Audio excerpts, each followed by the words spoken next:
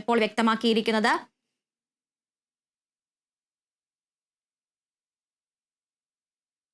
നിലമ്പൂരിലേക്ക് തന്നെ നമ്മൾ മടങ്ങുകയാണ്. നിലമ്പൂരിൽ അഡ്വക്കേറ്റ് മോഹൻ ജോർജ് NDA സ്ഥാനാർത്ഥിയായി മത്സരിക്കും.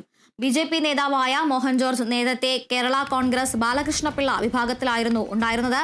മലപ്പുറം ചുങ്കത്തറ സ്വദേശിയാണ് അഭിഭാഷകനായ മോഹൻ ജോർജ്. വാർത്തയുടെ വിശദാംശങ്ങളുമായി കാളിദാസൻ ചേരുന്നുണ്ട്. കാളി, അദ്ദേഹം ഇപ്പോൾ സ്ഥാനാർത്ഥി പ്രഖ്യാപനം കഴിഞ്ഞിരിക്കുകയാണ്. കേരള കോൺഗ്രസ് ബാലകൃഷ്ണപിള്ള വിഭാഗം നേതാവായിരുന്ന അഡ്വക്കേറ്റ് മോഹൻ ജോർജാണ് BJPക്ക് വേണ്ടി നിലമ്പൂർ മണ്ഡലത്തിൽ ഇറങ്ങുന്നത്.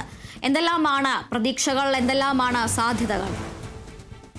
അതുല്യ, വലിയ പ്രതീക്ഷയിൽ തന്നെയാണ് NDA മുന്നണി എന്നുള്ളതാണ്. കാരണം കുടിയേറ്റ ക്രൈസ്തവ വിഭാഗത്തിൻ്റെ ഒരു പ്രതിനിധിയെയാണ് തങ്ങൾ നിർത്തിയിരിക്കുന്നത് എന്നുള്ള ഒരു പ്രതീക്ഷ വെച്ച് പുലർത്തിയാണ് BJPയും NDA മുന്നണിയും ഇനിയുള്ള അങ്ങോട്ടുള്ള ദിവസങ്ങളിൽ മുന്നോട്ട് പോവുക എന്നുള്ളതും കൂടിയുണ്ട്. വലിയ രീതിയിൽ ഒരു വോട്ട് വർധനയടക്കം NDAക്ക് ഉണ്ടാകുമെന്നുള്ളൊരു പ്രതീക്ഷ കൂടി മുന്നണി വെച്ച് പുലർത്തുന്നുണ്ട്. അഡ്വക്കേറ്റ് മോഹൻ ജോർജിനെ സംബന്ധിച്ച് നിലമ്പൂർ സ്വദേശി തന്നെയാണ്. നിലമ്പൂർ ചുങ്കത്തറയിലാണ് അദ്ദേഹം താമസിക്കുന്നത്. നിലവിൽ ഇപ്പോഴും വീട് അവിടെ തന്നെയാണ്.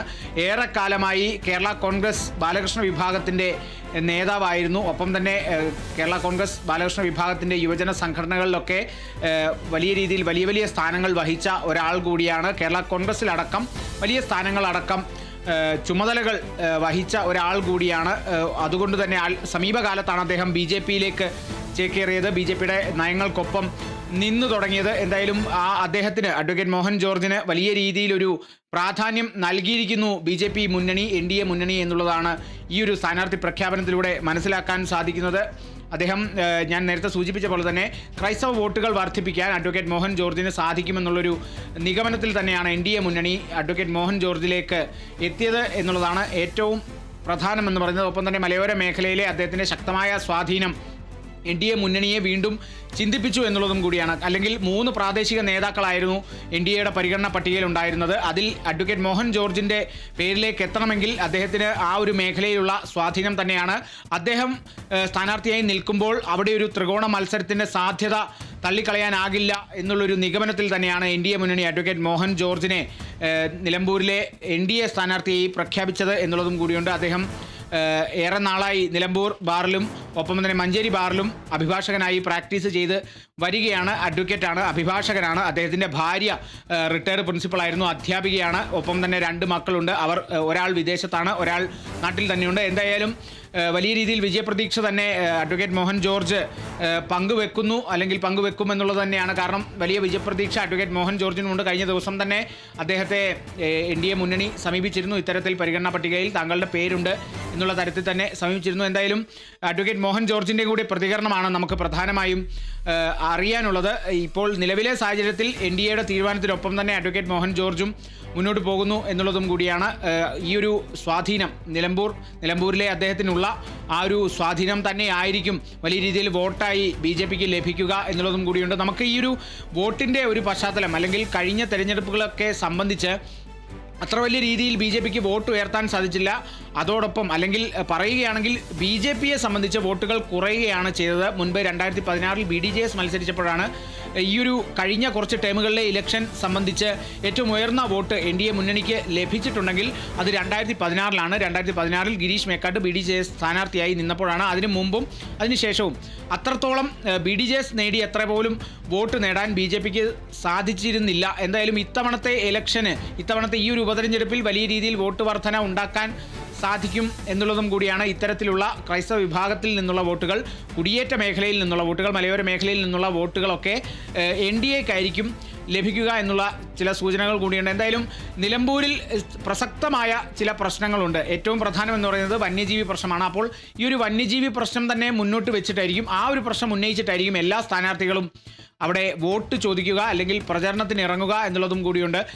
സ്വരാജിനെ സംബന്ധിച്ച് PV അൻവർ ഒഴിഞ്ഞ ഒരു സാഹചര്യത്തിലാണ് LDF വീണ്ടും അവിടെ ഒരു ഉപതെരഞ്ഞെടുപ്പ് വരുന്നത്. സ്വരാജ് ആണെങ്കിൽ പാർട്ടി ചിഹ്നത്തിൽ തന്നെ വർഷങ്ങൾക്ക് ശേഷം പാർട്ടി ചിഹ്നത്തിൽ മത്സരിക്കുന്ന ഒരു സ്ഥാനാർത്ഥി കൂടിയാണ്. മാത്രമല്ല നിലമ്പൂർ പോത്തുകൽ സ്വദേശി കൂടിയാണ്. ഏറെക്കാലമായി അവിടെ വലിയ രീതിയിൽ പ്രവർത്തനങ്ങളൊക്കെ തന്നെ അദ്ദേഹം നടത്തി വരുന്നുണ്ട്. മുമ്പുണ്ടായ കവളപ്പാറ വെള്ളപ്പൊക്കത്തിലടക്കം അദ്ദേഹത്തിൻ്റെ പ്രവർത്തനം എന്ന് പറയുന്നത് പ്രശംസനീയമായിരുന്നു. പി വി അൻവറിനോടൊപ്പം തന്നെ വലിയ രീതിയിൽ പ്രവർത്തനമൊക്കെ അവിടെ അദ്ദേഹം നടത്തിയിട്ടുണ്ടായിരുന്നു.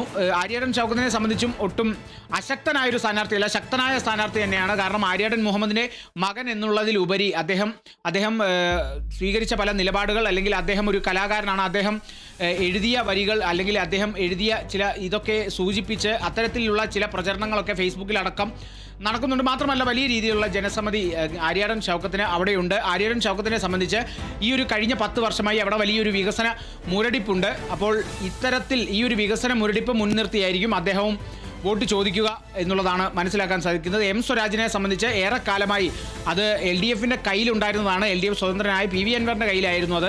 ഇപ്പോൾ പി വി അൻവർ രാജിവെച്ച സാഹചര്യത്തിൽ ആ ഒരു മണ്ഡലം LDFിന് തന്നെ നിലനിർത്തുക എന്നുള്ള ചുമതലയാണ് എം സ്വരാജിനുള്ളത്. അതുകൊണ്ട് തന്നെയായിരിക്കും എം സ്വരാജിനെ LDF ഇറക്കാൻ കാരണം എന്നുള്ളതും കൂടി നമുക്ക് പറയാം. ഒപ്പം തന്നെ ഇപ്പുറത്തേക്ക് വരികയാണെങ്കിൽ ഏറെക്കാലമായി യു ഡി എഫിൻ്റെ ഒരു തട്ടകമായിട്ടുള്ള ഒരു മണ്ഡലമായിരുന്നു നിലമ്പൂർ എന്ന് പറയുന്നത്. കഴിഞ്ഞ 10 വർഷമായി പി വി അൻവറാണ് അവിടെ മണ്ഡലത്തിൽ സജീവമായി MLA ആയി നിലനിന്നിരുന്നെങ്കിലും 2016 സംബന്ധിച്ച് 2021 വലിയ രീതിയിലുള്ളൊരു ഭൂരിപക്ഷമൊന്നും നേടാൻ പി വി അൻവറിന് സാധിച്ചിട്ടില്ല.